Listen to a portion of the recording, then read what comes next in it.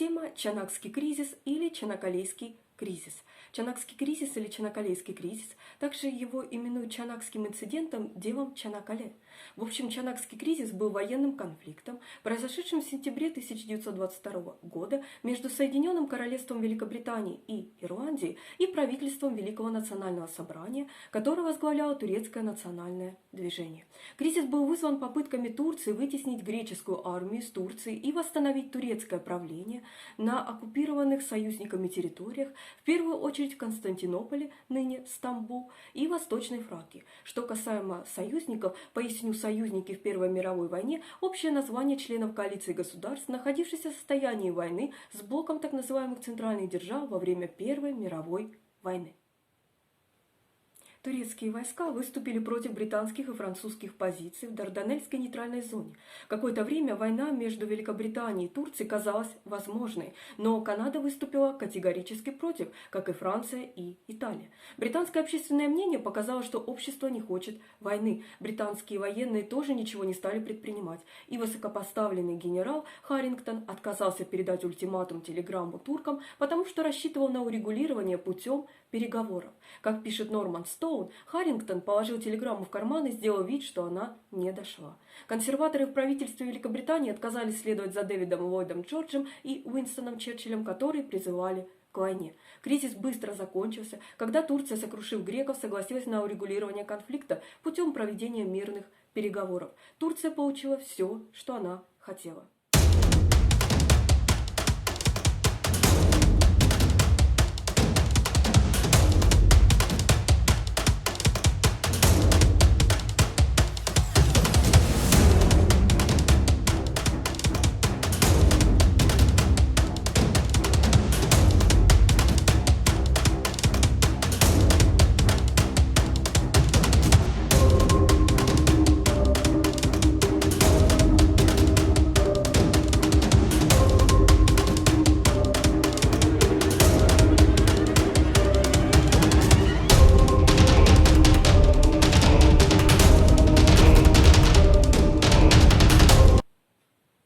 Турецкие войска нанесли поражение греческим войскам и 9 сентября отбили Измир, Смирну и стали наступать на Константинополь. 10 сентября военное министерство британского правительства начало выражать обеспокоенность по поводу жизнеспособности греческой армии и настоятельно рекомендовало британцам отступить, но Харрингтон отверг этот совет, поскольку считал такое нападение маловероятным и что небольшие силы могут быть эффективным сдерживающим фактором. В интервью, опубликованном в ежедневной почте 15 сентября 1922 года, лидер турецкого национального движения Мустафа Кемаль Ататюрк заявил, кстати, можете обратить внимание, про Мустафу Кемаля Ататюрка есть небольшое видео на канале, я оставлю ссылку. Итак, Мустафа Кемаль Ататюрк заявил, что наши требования остаются неизменными, тем более после нашей недавней победы. В общем, наши требования остаются такими, какими они были раньше. Мы просим Малую Азию или Анатолию, Фракию до реки Марица и Константинополь. Нам нужна наша столица, и в данном случае я вынужден выступить со своей армией на Константинополь. Конечно, я предпочитаю получить все путем переговоров, хотя, естественно, я не могу ждать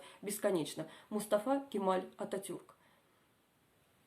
Британский кабинет министров собрался в тот же день и решил, что британские войска должны сохранить свои позиции. На следующий день, в отсутствие министра иностранных дел Джорджа Натаниэла Керзона, некоторые министры кабинета опубликовали пресс-релиз, сообщение для прессы, информационное сообщение, в котором угрожали Турции объявлением войны Великобритании и доминионами. Доминион – фактически независимое государство в составе Британской империи, на том основании, что Турция нарушила Севрский договор. 18 сентября Керзон указал, что это приведет в ярость премьер-министра Франции Раймона Пуанкаре и уехал в Париж, чтобы попытаться сгладить ситуацию. Пуанкаре, однако, уже отдал приказ об отводе французского отряда.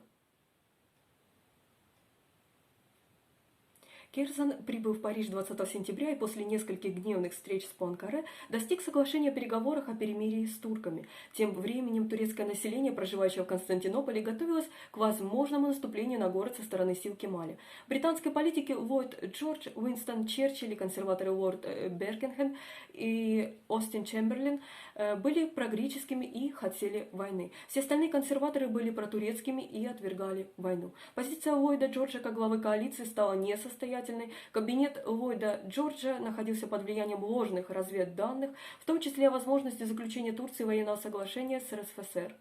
Хотя секретная разведывательная служба сообщала, что Турция и РСФСР уже отдаляются друг от друга, кабинет министров продолжал все равно выражать обеспокоенность.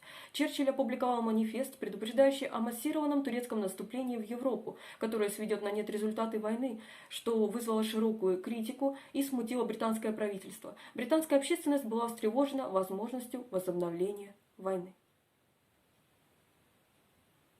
Что касаемо Канады, Канада не считала себя активной стороной конфликта. Уильям Лайон Маккензи Кинг настоял на том, чтобы парламент Канады принял решение о том, какому курсу действий в целом будет следовать страна.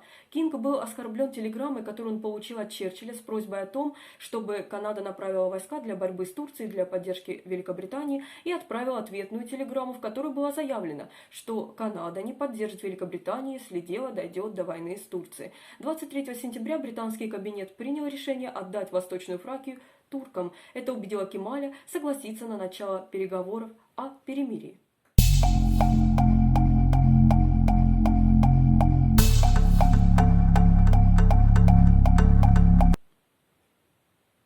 Опрометчивость Ллойда Джорджа привела к созыву собрания депутатов-консерваторов, на котором было принято предложение о том, чтобы консервативная партия участвовала в следующих всеобщих выборах в качестве независимой партии.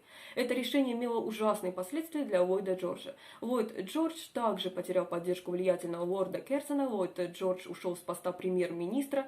Консерваторы впоследствии победили на всеобщих выборах 1922 года с абсолютным большинством голосов. Британские и французские войска были окончательно выведены из так называемой нейтральной зоны летом 1923 года после ратификации Лозаннского договора. Чанакский кризис или Чанакалейский кризис в корне опроверг предположение о том, что доминионы автоматически последуют за Великобританией в войну. Например, реакция Канады была очень примечательной. Таким образом, кризис изменил отношения между доминионами и Лондоном.